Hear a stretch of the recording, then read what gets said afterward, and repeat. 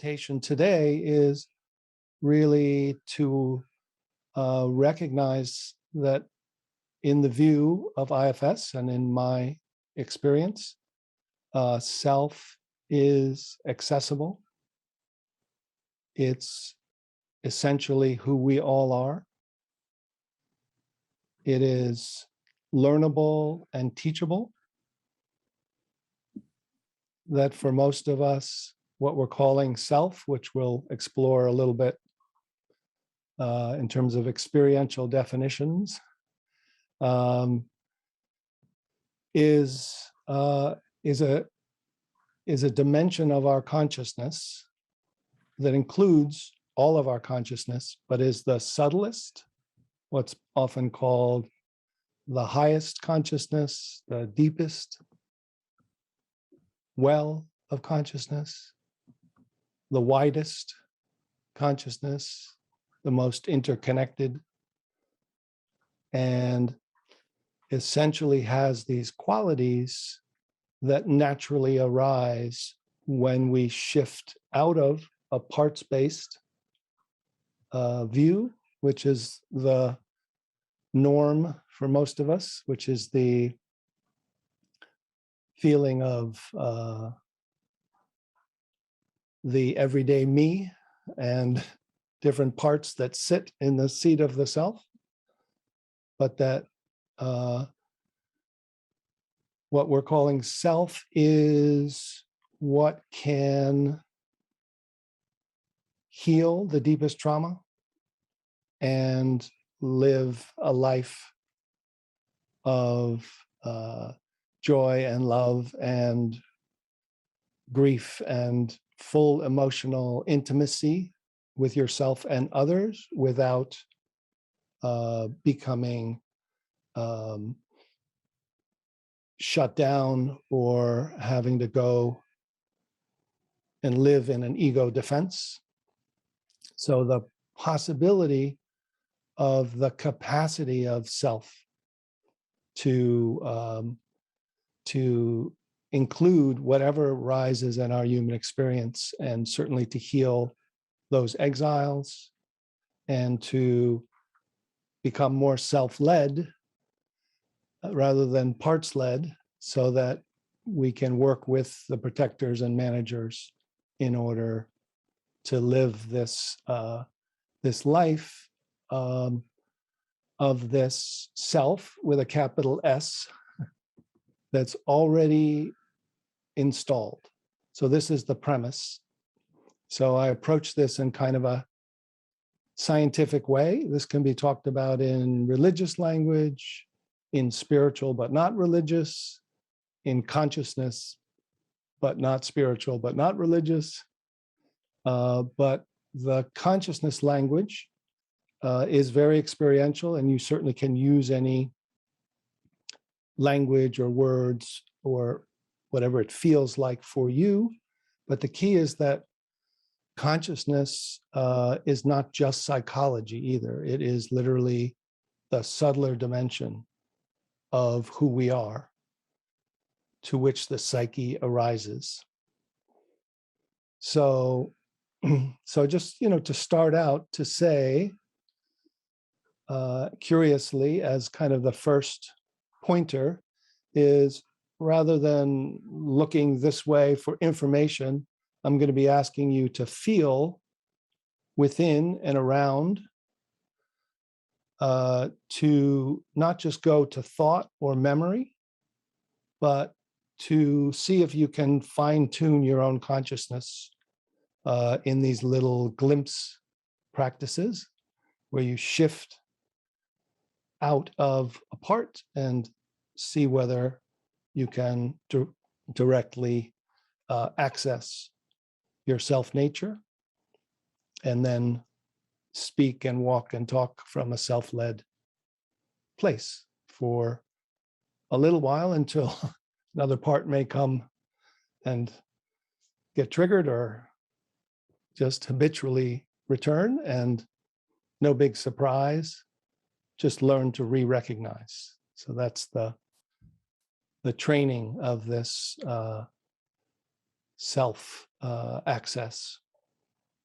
So first thing is just to say and to ask, so if you're,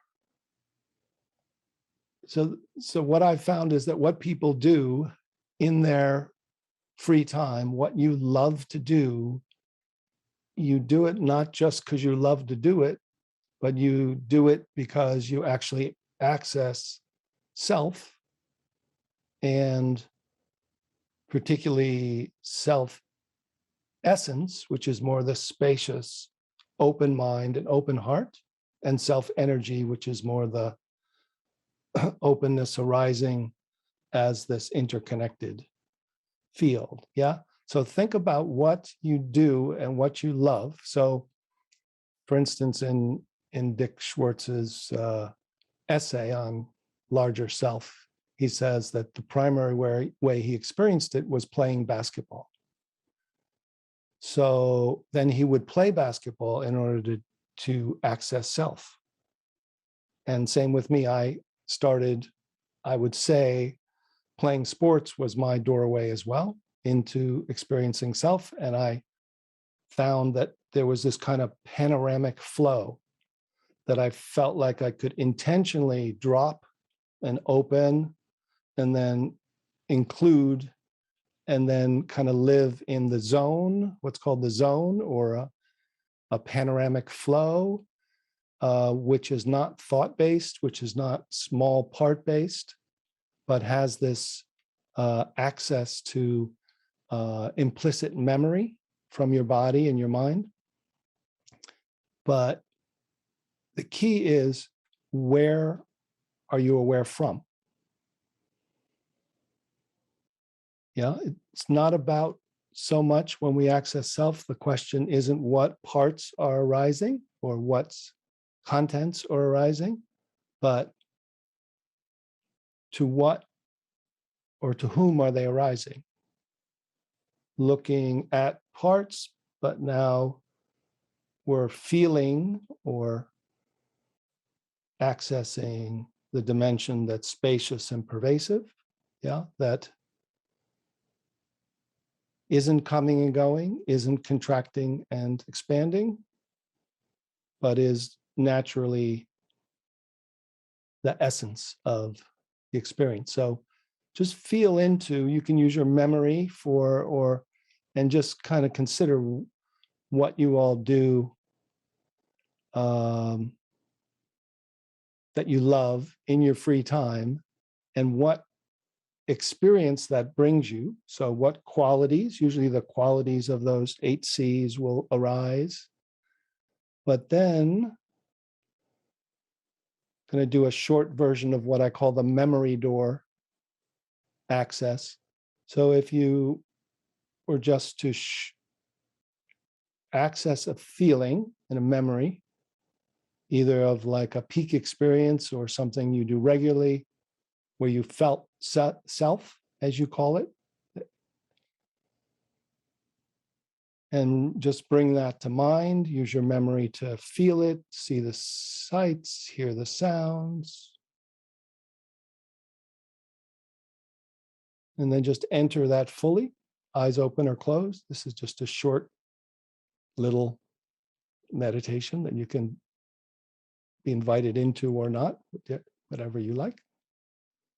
Just see whether you can feel and enter that experience, smells, hear the sounds, feel the connection, the qualities of openness, open-minded, open-hearted, interconnected. The kind of consciousness dimensions are location of where you're aware from, that are not from a small part or a thought-based manager, but can access and move and walk and talk. So feel that, those qualities that arise. And then notice the environment, and whether that often is, we think it's about the environment, the people, places, or things. And now notice the qualities that arises, sense of calm or curiosity or connection. And then just feel back even a little further to who or what is aware, what is the essence of where those qualities are arising. So even if the qualities are rising and changing and bubbling, can you feel who they're arising to? Pleasant or unpleasant, as feelings are, but see if you can find that open-minded, that which comes and goes, that which is positive qualities of self-energy, but then also this quality of self-essence that is the space, the awake space that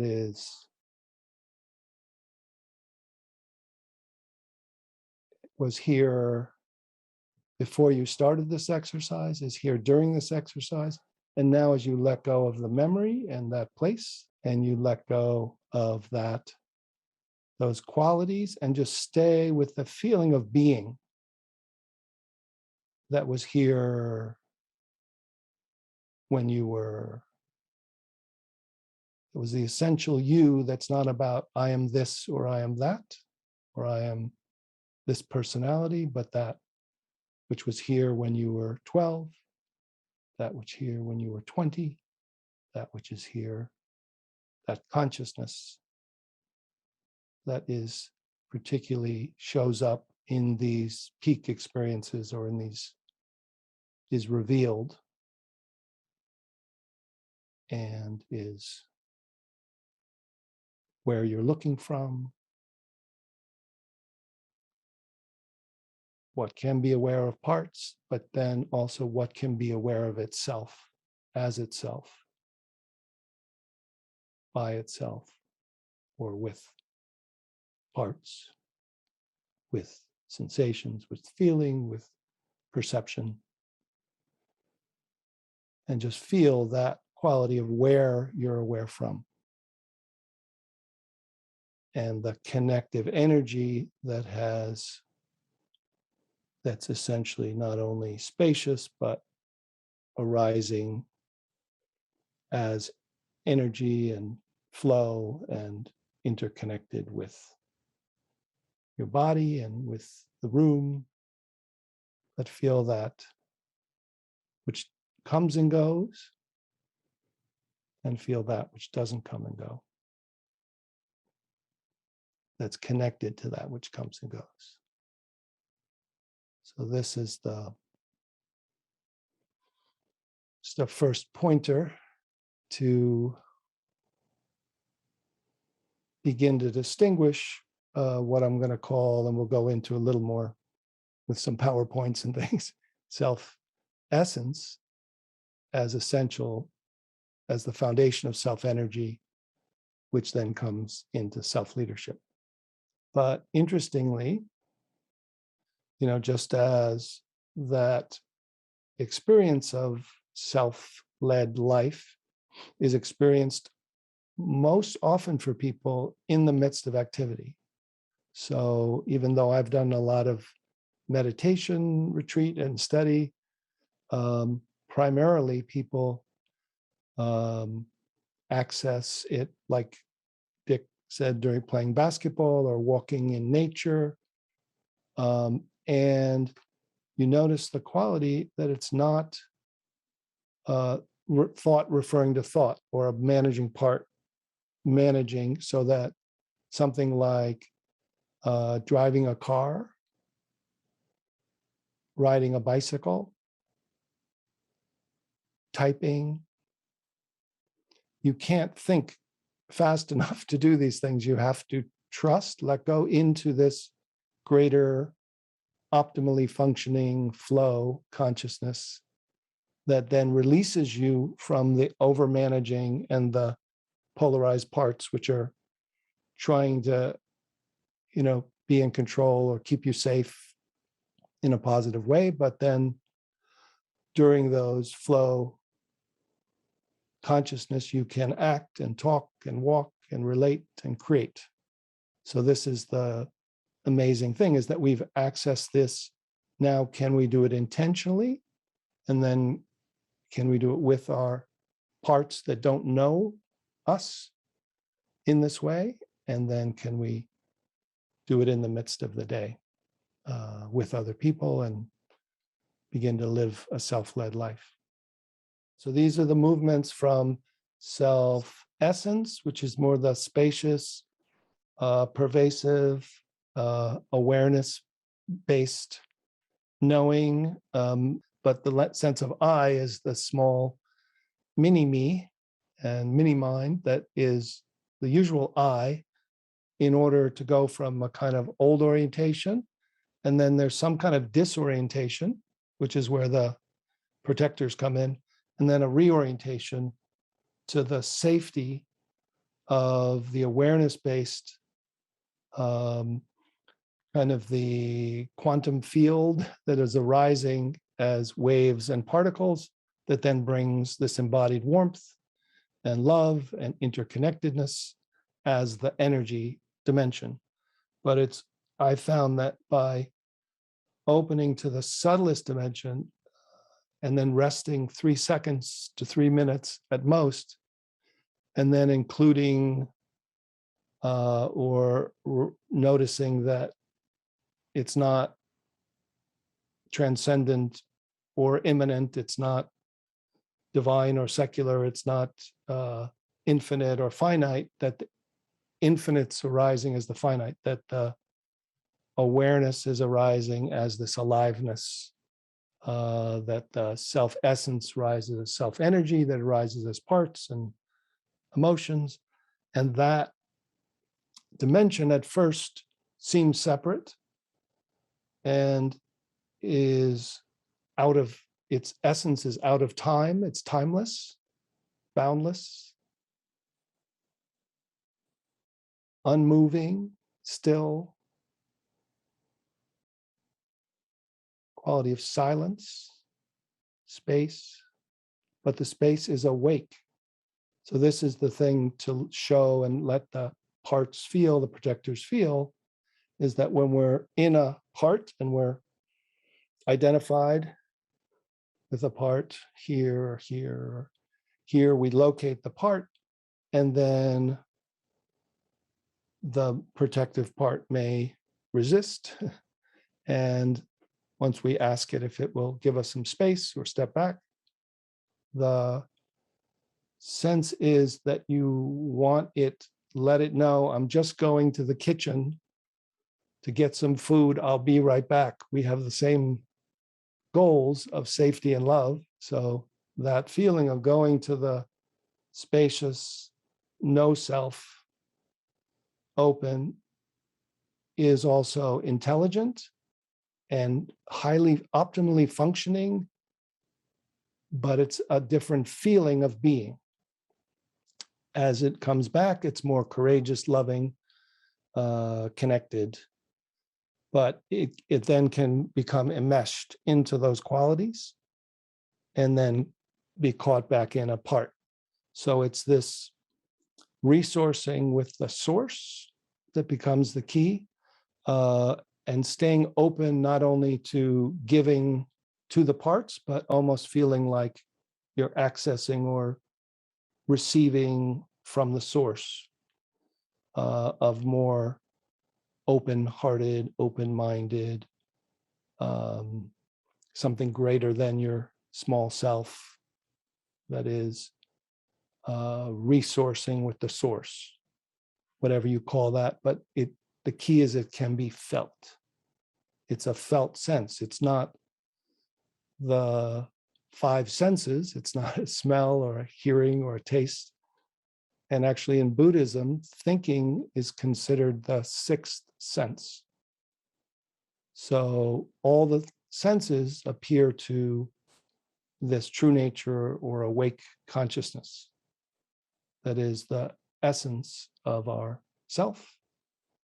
And it's but it's also called ordinary mind in Zen, because once you feel it, and it just includes everything, and it's like, yep, who's aware of these parts? Yeah, well, it's me, but minus being identified with the judge and the critic and the ego manager that was the center. But it feels like all of me, but free of this kind of suffering, this perpetual, of this parts-based worldview, which keeps rotating around. The definition of suffering in Buddhism is called dukkha, and it's translated as perpetual dissatisfaction. Yeah, so when we're parts-based, no matter how smart and caring, there's this, I don't know if you've ever noticed, whether it's big dissatisfaction or there's like a low-level sense of separation from reality or truth or what's real. It's a contained attempt to just stay within this small system and manage it, rather than opening to this dimension of consciousness that is spacious, pervasive, and receiving the kind of connection to something greater that is that has great capacity of really, self-essence has unconditional love, which is even prior to compassion. So there's just no conditions, just totally accepting, so gentle, non-judgmental, but even love as like the fabric of reality. So this is not the norm, meaning we didn't learn it in school and not even on most maps of psychology, but it is pretty available once we know how to access it. So it's inherent, it's within, it's installed, it's already installed, this new operating system, and our framework and the parts-based view and the protective system is saying like, all right, I've been doing it this way and you ain't dead yet. So don't give me that spacious, pervasive stuff, because, I think that could be trouble. So that system is what we start with, and then we access self-essence and self. So I'm going to, I think I will give a sense of a couple of PowerPoints here, and then we can kind of go into a little more detail, and then have another exercise or two. Let's go here. Accessing, right? So there's the title. So know thyself, right, is the ancient wisdom. Self is the centerpiece of IFS and what makes it unique from many other good parts-based psychotherapies. I'm a hope merchant for accessing self. So not only healing parts, but really believing that we can learn to access self intentionally and be self-led with an L. Accessing self is learnable and teachable as the next natural stage of human development. So we really go from dependence to interdependent to independence to interdependence. And Dick's quotes is, we all know those luminous moments of clarity. And as I mentioned, we do the things we love because they take us into self. So self to part requires being self-led. So self is within parts, yet still a self-like part is not self-led. So there's a distinct shift that's distinguishable when self is leading. And that's the thing we want to feel. So it's one of the main differences is it's non-local. There's a feeling of almost, I would say, a feeling of being in a cloud. Yeah, like a part is a cloud, or your body is the cloud, your body and brain, or there's an emotional cloud that's maybe a little bigger than your body. And if you ask the part for some space, the feeling of the first accessing of self-essence is the sky. It's like stepping out of getting unblending from part. It's not just that you're getting space as if you're getting distance in order to look back from another part.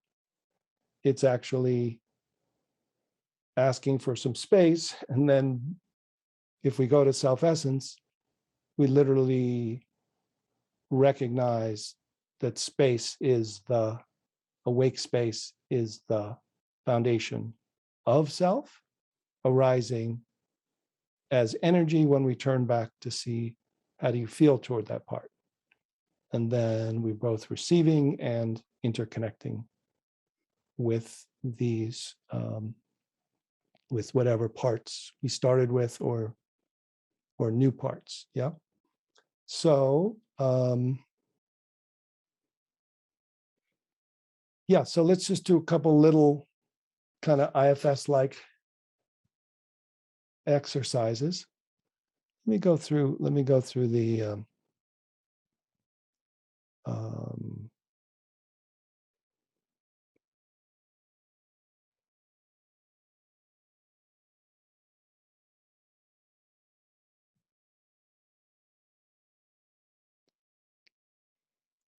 okay, so we're going to go to the 3 expressions of self here. So, often in IFS, it's almost like self and then self-energy and self-leadership. So I'm adding self-essence as one of the most important from the kind of consciousness-based meditation systems that in all the other systems, there's this sense that pure awareness is the foundation, and here's the 5 Ps that we end up in. Yeah. So we're going backwards from self-leadership to self-energy and then to self-essence. So we end up with patience, playfulness, persistence, perspective, and presence. Self-energy, which comes from self-essence, that is calm, courage, curiosity, clarity, compassion, connectedness, confidence, and creativity. However, it's important to note as we look a little bit later into self-like parts, there certainly is a smart, caretaking part that is a part that can have all these qualities. So these qualities in themselves are not exact signs of being in self or self-energy, because you can have a part that feels creative, connected, confident, curious, clarity, or all of them. So this is why this next interesting list. So then we went from 5 to 8 to 11. So the 11 eyes of self-essence. So the spaciousness, it's invisible yet intelligent, inherent, and immediately here. So it's not somewhere else. It's not esoteric. It's not only for the Olympic athletes in meditation. It's inherent self. This mind essence or self essence is inherent, immediate. It's inspired, which means it has this feeling of kind of wanting to be alive, indestructible. It can't be hurt. It doesn't come and go. It's like the sky. They use a metaphor like it's like shooting arrows through the sky. It can't be hurt. It's infinite. The feeling of boundlessness or limitlessness is one of its qualities, which distinguishes it from a part, because a part is located in a certain place with a certain boundary, with a certain felt sense.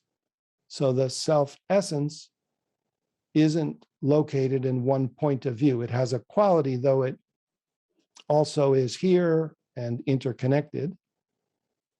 It is initially, there's some feeling of invisible, infinite, intelligent, inherent, and it's illuminated, which means it has a first sense of that kind of clear light or loving light.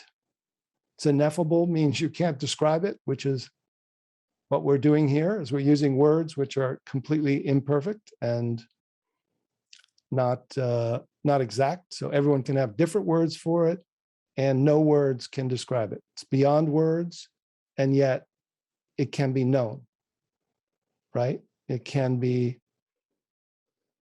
and it has this intentionality. In other words, when we're being self-led, we don't need to go to an organizing part or a smart part to choose what to do. That the awake consciousness of self-essence intentionally knows what it wants to do. It wants to love, it wants to create, it wants to, and there's a kind of movement. And then it just is. So those are the 11. And here are 4 reasons why we have difficulty recognizing self-essence as this invisible. It's so close, so invisible, we can't see it. So inherent, we can't see it. So subtle, we can't understand it. So ineffable, so non-conceptual, we can't use thought to understand it. So simple, when we recognize self, when we shift into self, we can't believe it. That it's already here, that it's me. So simple.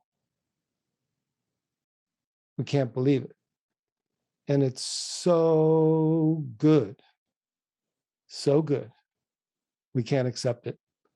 So certain parts of us, protectors, shame-based parts, control-based parts, can't accept it. So the normal me doesn't feel like we can accept it, but it's so good that so innocent that it's hard to accept. All right, so we'll come back to that.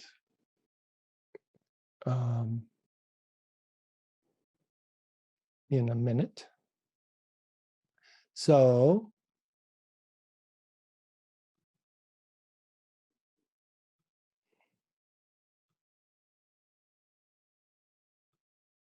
we'll so that feeling of moving to self-essence that's inherent, it's available, so let's try a short little self experiment here, and we'll do it fairly quickly because the focus is not on the parts that we'll start with, but on the self that's aware of the parts. So self to parts, but also self to self is the goal. Yeah. So very simply, what I'm going to ask you to do is find a comfortable way of sitting and kind of begin to look within, feel within. And I'm going to ask you to become aware of particular parts. Now, other parts may come up. That's fine. You can work with them or ask them if they wouldn't mind stepping aside. This is not a normal session. I would ask you, which parts are you aware of in or around, but this is kind of a guided practice. So just play along if you would. So would you be aware of that part of you that wants to understand this, is here and wants to access self, that truly is motivated and is trying to understand it? So more of the mental part rather than the heart's desire, but more the trying to understand what I'm saying about invisible. Yeah, so find that. Where do you feel that kind of part that's trying to understand, trying to learn in or around your body?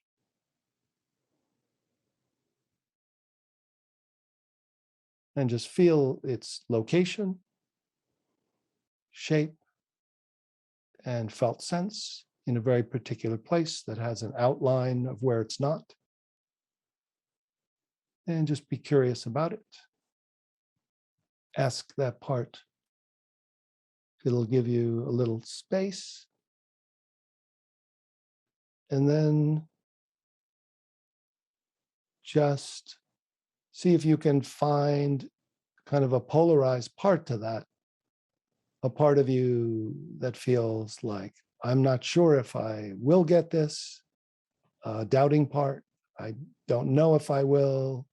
I doubt I will get this, or kind of a one that's, like, I don't really care if I'll get this. So some polarized part to the one that really wants to, and then find now that you have space, focus on the feeling of this doubting part, defeated part, less than part, in or around your body, the one that mentally, more mental version of it. Yeah. Feel where it is. Notice its shape, location, quality.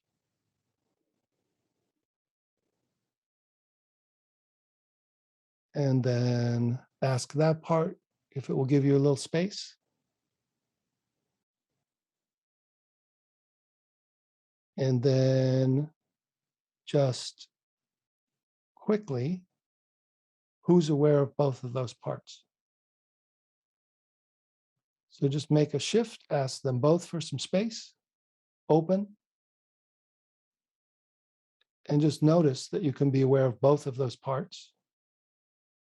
Where are you aware of both of those parts from? Notice both those parts. But now really be interested in what's the quality of who's aware. Where's the location of that which is aware, of where you're aware from? Is there a limit? Is there a color? Is there a shape? So feel the self to self, as if the non-thought-based awareness that's spacious and pervasive is able to be where and who you are. So feel this sense of self and see if it has a limit. If you were to look that way, does it have a boundary? And then is it also, since it doesn't have a boundary and it's spacious, is it also within, going left to right or above and below and all around?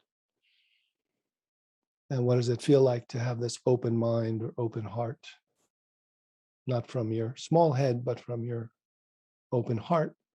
Just begin to feel back curiously, like an ocean of awareness arising as your body and being interconnected, how do you feel toward these two parts from this self-essence, from the spacious, pervasive? And then kind of really feel that you can remain open and supported, and really feel like you're almost connected to without blending, interconnected without blending. So there's a spacious, there's a relational, how do you feel toward it? And then there's a third, interconnected, but not blended, because you have all these three: open-minded, open-hearted, compassion, and then feeling the part from within the part and from around the part. So you know it without, compassionately, without blending or becoming empathetically triggering some other part. So you may notice, that you were caught in a halfway and couldn't open up. You were in a self-like part, or you may have been caught in the more spacious,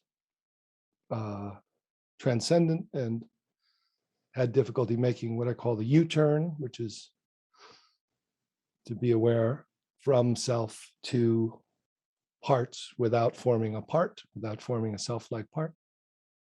Often each person will have a little different facet, what I call facet of the diamond.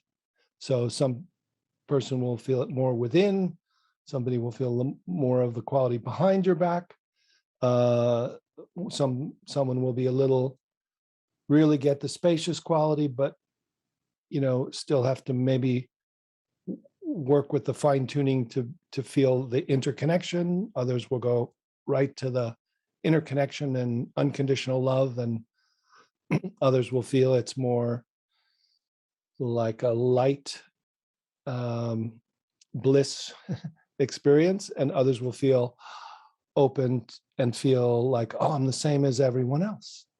Oh, we're all together, and I'm like arising as a wave in the ocean of life, So as you enter, most people enter a unique door, inner door, outer door, behind the back, more spacious, but less pervasive. And it's really, being curious about getting to know thyself. Yeah. So that the key is, the curious question is being aware of those two parts, and then who's aware of those parts. There's another part in their head that's aware of them, and then they're aware of that part.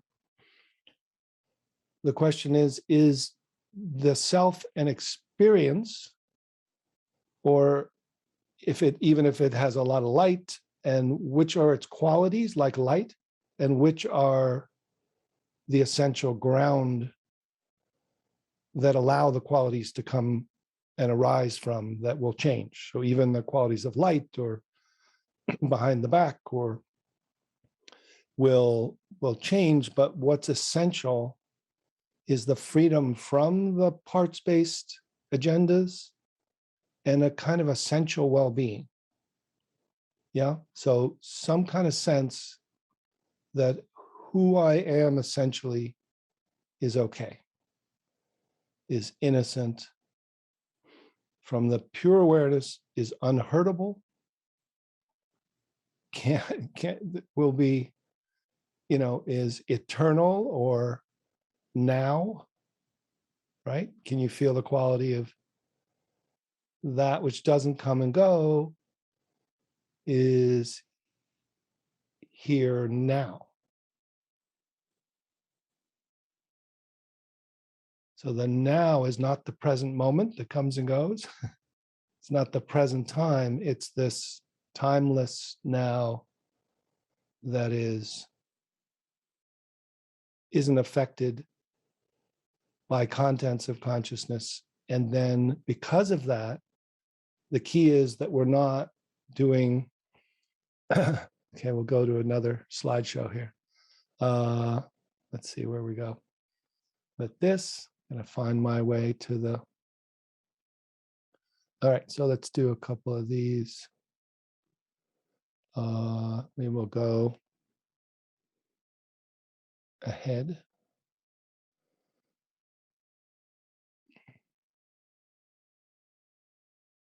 Let's go over here. We'll come back to that one.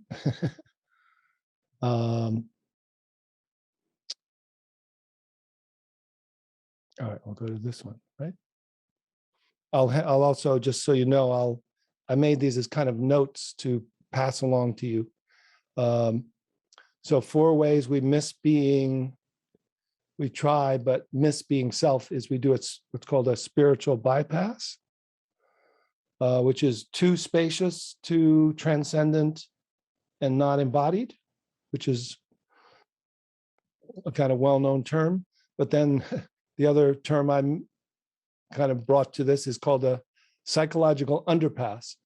So rather than just doing too much spiritual work, we do too much only psychological work. So we only work with the parts to parts. Even if we do great spiritual work, if you're too only spiritual, you'll do a spiritual bypass. If you only do psychological work without accessing self and this other dimension, you can get caught in a psychological underpass. Then the intellectual overpass, which is kind of reading a lot of books about psychology and spirituality and kind of developing a very smart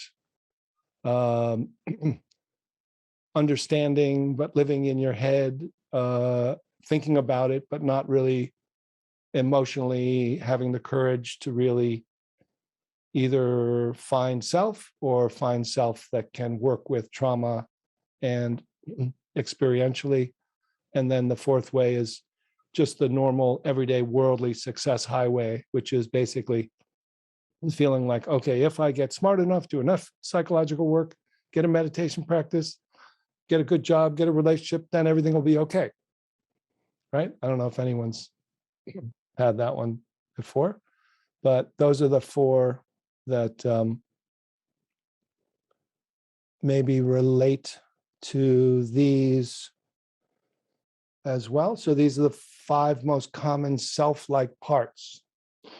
I call them transitional subjects, which is kind of like transitional objects, but it's actually identities. Yeah. So, so when we shift out of the part that we're connected to, we can shift into a smart caretaker therapist part, which can feel like self. It's a polarized positive part, right? So if we're working with a part that's sad or angry, the caretaker part is kind and compassionate with a small c and calm rather than agitated. So it can be just have to be aware. The key is that it's located in some area, and this part can have 8C qualities. The small C's can be kind of calm, like a meditator calm, or it can be compassionate, which is a little mixed up with empathy sometimes. So just being aware of that. Then the mindful witness part is kind of a detached observer. So it's sitting in a meditator point of view, usually outside of your body. Then the next one is like a spiritual ego, which is the intellectual believer part that has kind of an agenda and a way to kind of rationalize and make sense of whether it's spiritual or just intellectual. And then this 4th one is where a lot of people is kind of a unique one. It's an enmeshed empathetic part that is connected with subtle energy that feels like self-energy, but actually it's kind of, dropped that down and like, oh, now I'm here with you. I feel very close. And you're actually taking on the energy of others and you're more in empathy. And this actually, many people call self-energy, but it can lead to burnout because you're in this kind of cone of silence with a client or with somebody else, and you're kind of trying to help them by being connected to them energetically. And then the fifth most common self-like part is the part that is reading this, the everyday feeling of me. Yeah, so that's a list that you can look at and feel that what happens is there's a, all right, let's go to that other slide. This is the distinguishing a self-like part from self. So in a normal session of a IFS session, you're asked, are you aware of a part in or around your body? So the you that you start with has to be assumed to be a part. Can you ask this part if it would step back or give you some space? So again, when you ask and you get some space, you have to assume that the you that starts is a self-like part and become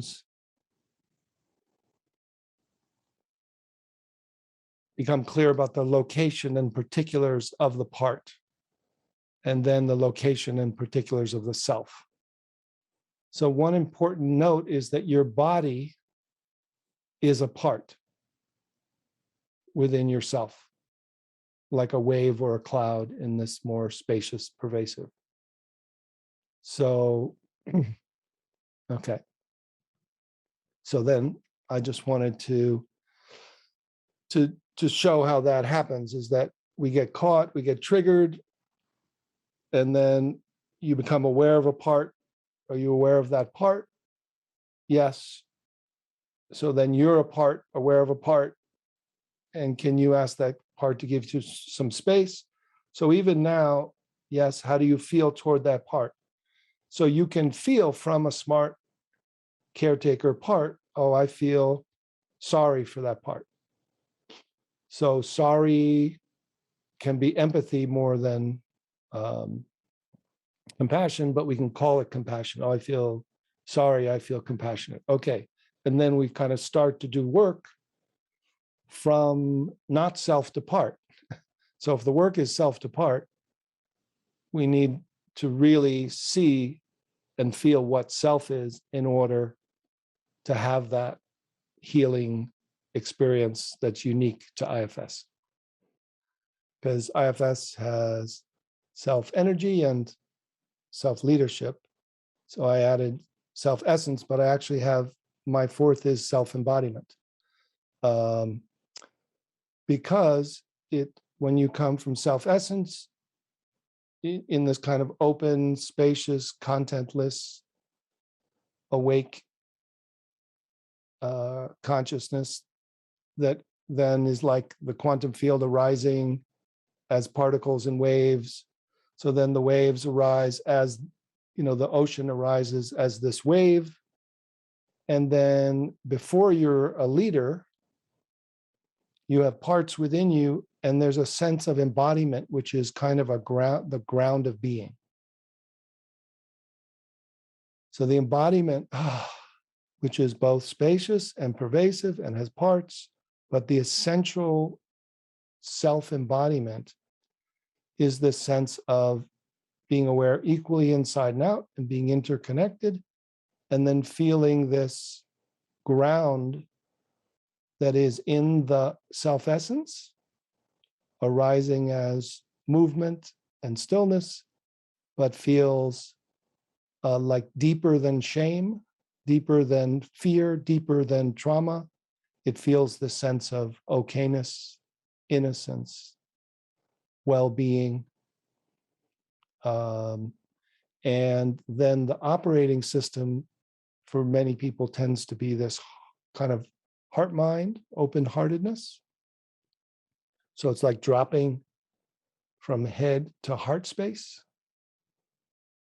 So the center is more of the body, is your whole body equally, And the feeling is that you can be aware of your body from your body. Yeah. So, all right, we'll just do like a 3-minute little exercise just to show you this kind of thing. Okay, this is called dropping from head to heart space, opening up to boundless heart and including everything. Yeah. So it's one way to access self. So just feel this thinker, this knower, this ego manager that tends to be thought going to thought and creating a learner or a understander or a normal sense of me. And then ask that part if it'll give you some space. And then feel as if this awake space in its local form is like a globe of awareness is actually a decentering and then recentering as this vast open space. And then locally feel as if awareness can know, drop, and know your jaw directly from within your jaw. So it's knowing from all around and within. So not from your head, and then feel as if this kind of center of knowing can drop and know your throat directly from within your throat. So not going up to thought to check, just direct perception. Not stretching attention down, but literally feeling the space, aliveness, and awareness directly from within. And then feel as if awareness can drop below your neck, kind of behind and below your emotional heart and into this kind of heart space in the center. So you're aware of the heart space and the awareness can drop deep within the space, awake space of your body, feeling the aliveness. So you're aware of the heart mind and you're aware from the heart mind.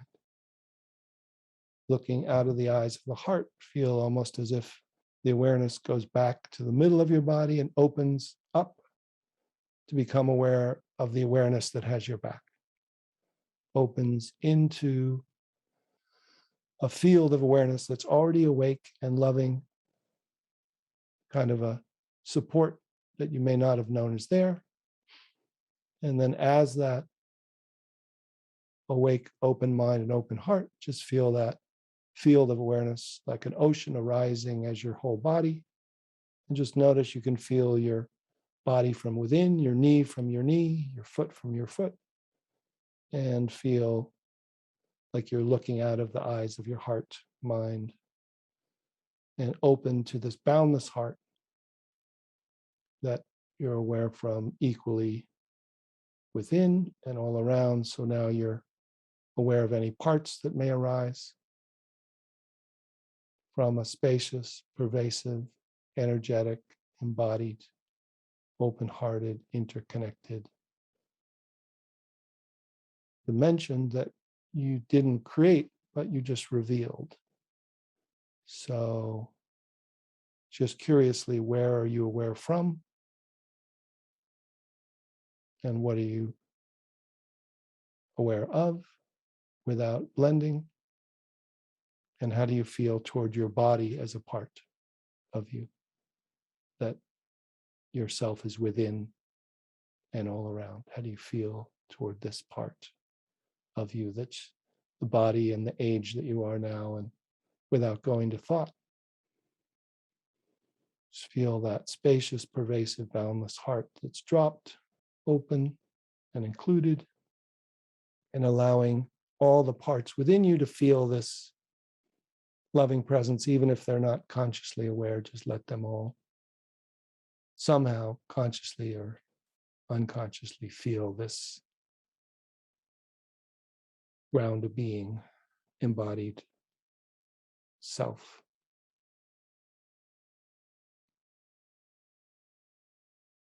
So that's one way to feel that kind of fourth dimension of body, of walking around so you feel like a cat. You walk around, you feel, yeah, it's good. because you're kind of free of that micro tensing and the parts kind of feeling, what are they thinking of me? What do you feel like? Oh, yeah, it's okay. And then your body relaxes and it's like an inner yoga without outer. You can do outer yoga, but it's kind of self embodiment. Then self leadership follows, creative related.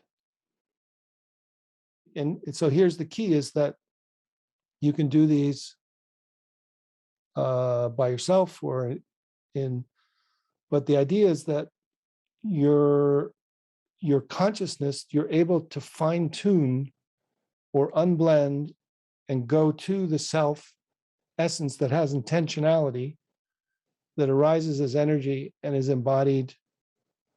So it's like a sky, and then the light of the sun is energy, and then the water is this flow, and then the earth is your relative world of embodiment that you're dealing with people and things, but you feel this multi-dimensional being, self, that is primarily awake space, arising as energy and embodied and interconnected. But the source is self-essence, mind essence. It's called Rigpa in Tibetan Buddhism and Turiya. But this has been the essence. And the amazing thing is that it's available. It doesn't require joining a monastery or living in a cave, or doesn't require that you unblend every part, and then you'll be self. So you can access self because it's here. It's more available than you may think. And in fact, thinking is one of its main obstacles, because the main part that gets in the way is the one that feels, I think, therefore I am, and keeps rotating around its own axis. So going out and going in are the two directions. The kingdom of heaven is within. There's a core self, but when you go in, you're going to go so far in, you got to come out and come back. And if you go out, you pull back, give me some space, then you become a mindful witness, then you open to the self-essence, then it's also within. So that's the that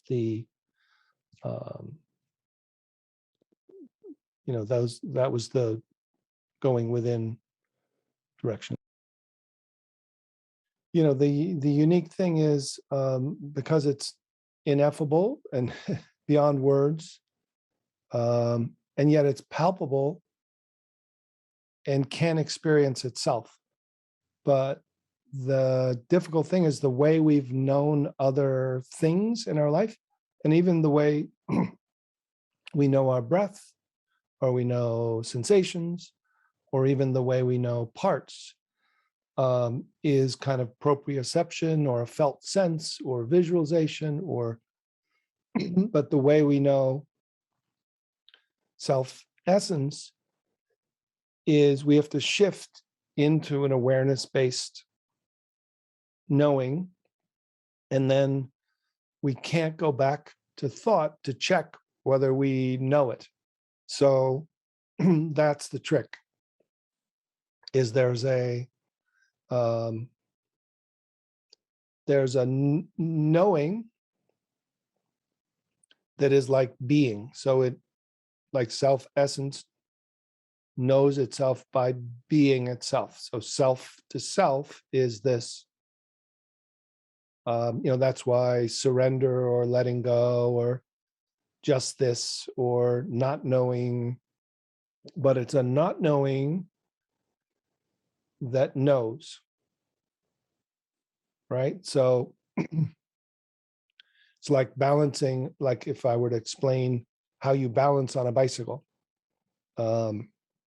when you begin to fall left, my theory is begin to lean right, and then, so please remember when you're falling left, think about, But meanwhile, once you feel it, once you feel balance on a bicycle, or once you feel tuning in to self essence and self energy, self embodiment, you can begin to know it in a way that's direct perception. So the Tibetan word for meditation is often translated as familiarize. It's gom, G-O-M. So you're find yourself and then familiarize yourself with this feeling of self. That's not intellectual, not an idea, not just physical, but arises as physical. So let's go through one more thing here. So this is empathy, distinguishing empathy from compassion.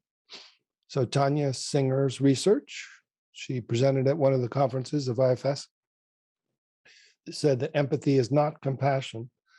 And the concern for those who are therapists or helping professionals or just living in COVID times is empathetic burnout from our therapist part, our caretaker part, that is triggered and energetically blended with the other person, taking on emotion energy of the client, and triggering our similar exiles that match them. Yeah.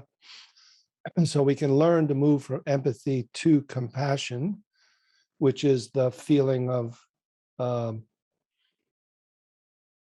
being with, but not having to merge energetically. So in Buddhist psychology, the near enemy of compassion is called pity. So, so if you were to ask a client, how do you feel toward that part? And they were to say, I feel sorry for it. You feeling sorry is more empathy. You would know that, oh, that's empathy or pity, and it comes from more a self-like part. So you could ask them, are you aware of that part that feels sorry for it? And then ask who's aware of those two parts, right? So feeling sorry is a good opportunity to say, are you aware of the part? And continue to self. And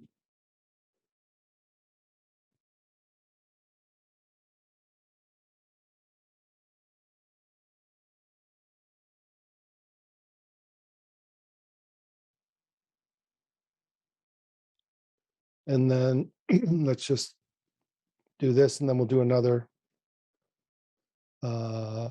So this, I just added the 6 F's, which are in the training manual for therapists who do IFS.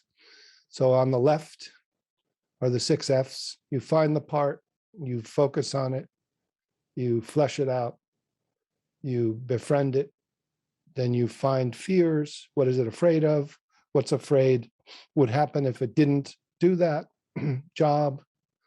And then you facilitate self-depart when it steps back. So at some point here, in order to facilitate self-depart, you want to go to the right column. You want to find the self. You want to focus on it. Then rather than flesh it out, you want to feel into it. You want to let go of the pointed focus in and relax back or rest back. Then you want to familiarize yourself as yourself. Feel what self is, how different it is than parts. Feel that spacious, pervasive, non-localized feeling. And then instead of finding fears, you want to find the fearlessness or the courage. Find that which can't be hurt, which doesn't need to mesh or merge with your part or the client's part that may be afraid or may be angry or sad, but you find that which is beyond and infinite as well as intimate, and then find the courage, the fearlessness, which is the courage, and then facilitate self-depart. So this, all this to say that we want to find a way, and it, requires a new kind of training. I mean, there are ways that many people who I know have spontaneous experiences, or they have one activity they do that will help them find self.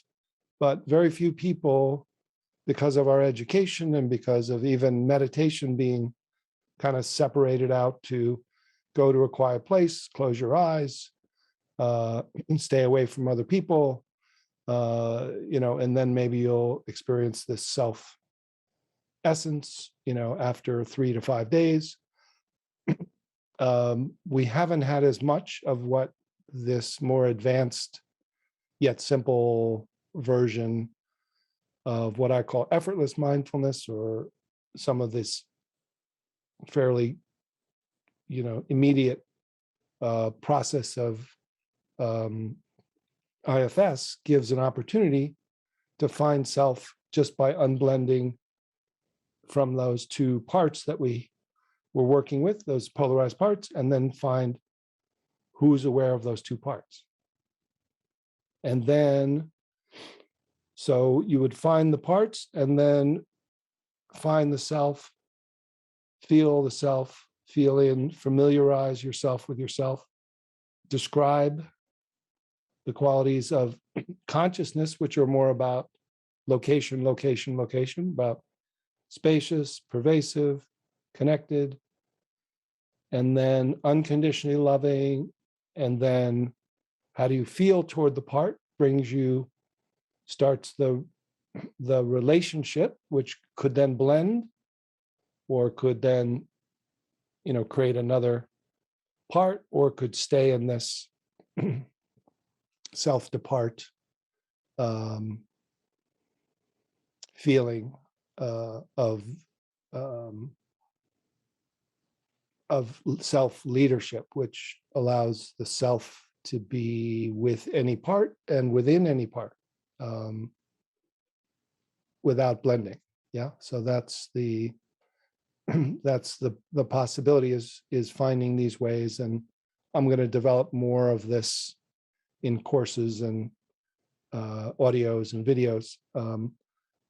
So there'll be more similar practices to finding parts. There'll be similar practices to finding and accessing self that use different doorways for different people's learning styles and different protective parts that that tend to show up, and different ways to work with them in order to let them to discover that all parts, not only are there no bad parts, but all parts long for self, and all parts long for that love that they have within them, and that they long for.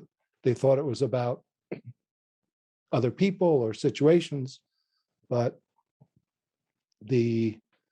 you're the self you've been looking for means that the self within you that is within everyone else can heal yourself. You can help others find that self, and then you can all play.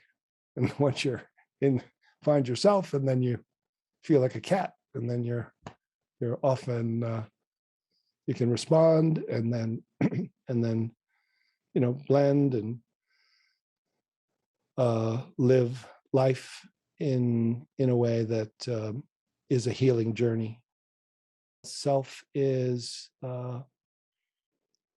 available, knowable, learnable, slowly. It's not easy because it can't be known by thought or by the usual means of getting or knowing or achieving, or but it's when you familiarize and then learn how to be this, both with your parts and embodied presence. It's a great gift to yourself and to everyone else around you. So I thank you all for this time with you, and be well. Thank you.